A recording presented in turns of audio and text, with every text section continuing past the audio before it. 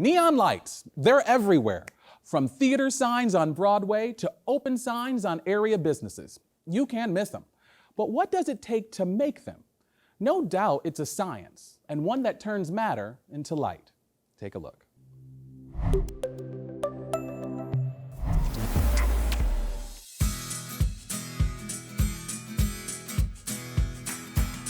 Definitely looking for a combination of art and science. I don't know where I thought neon came from, but you don't think about it. You don't look at a light bulb and think about how it's made. And when I learned that every single neon sign that you've ever seen anywhere was made by hand, that just really attracted me. I think also what I loved then and still love about it is it's actually a very old technology.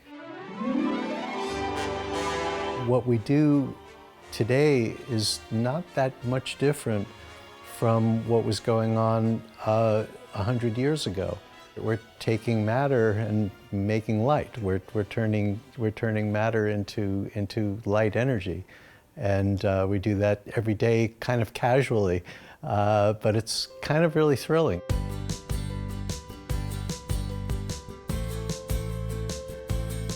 The first production I worked on was the original Broadway Miss Saigon. There was a period where on average I was doing 12 a year. We kind of have a reputation for getting the job done. The joke is, sometimes I'll get called by one of the scenery shops and they go, "We've got a lot of time for this one this time. We've got 2 weeks." I'll basically trace over the design on the computer, and I do what I call neonizing it, and then that becomes a template. We reverse it because neon is bent so that its face is always flat, so we're bending it from behind. All right, what should we make? We seal it, but we allow a port to come out of it. It's going to kind of collapse a little bit. So when I'm blowing it, it's blowing it out to preserve the channel.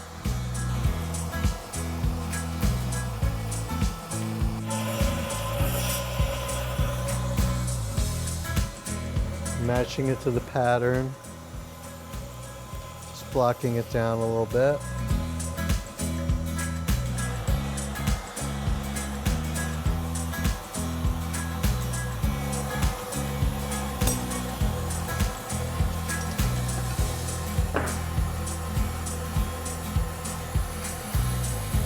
We can pull all of the air out of it, and we actually heat it while we're doing that so that we really make sure we get all of the matter out of it, and we try to achieve as close to an outer space emptiness as possible inside the tube. Turning off the vacuum pump, engaging the manometer, and then we fill it with a rare gas, and it's filled at a low pressure, and when an electric current passes through the rare gas, there's a very, very efficient exchange of energy.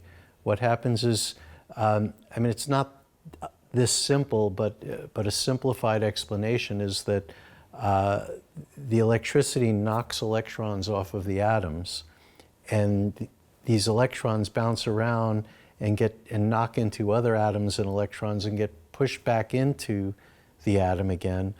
And at the moment that it's pushed back into the atom has to release energy in order to absorb it, and that energy is light. That's air lighting up. Well, the gases themselves, there's really only 4 or 5 rare gases, and the color range is not that much in the gases themselves. And in fact, in most neon that you're seeing, we're really only using 1 of 2 gases. And one gas is giving us a red light, and the other gas is giving us a blue light that has a lot of ultraviolet in it as well.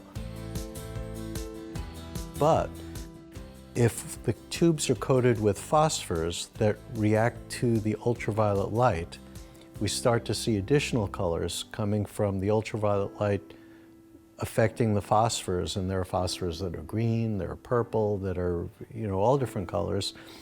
And at the same time, some of the blue light filters through the phosphor because it's a thin coating. So you get a mix of whatever the phosphor is putting out and the visible blue light. Add to that, you can also actually have different colored glass. So the glass can kind of intensify the colors. I think at last count, I usually use a number of saying there's probably about 200 to 300 colors that are available. If we're working with hand-blown glass, you can get dimensional with it as well. I mean, I think the variations are kind of endless.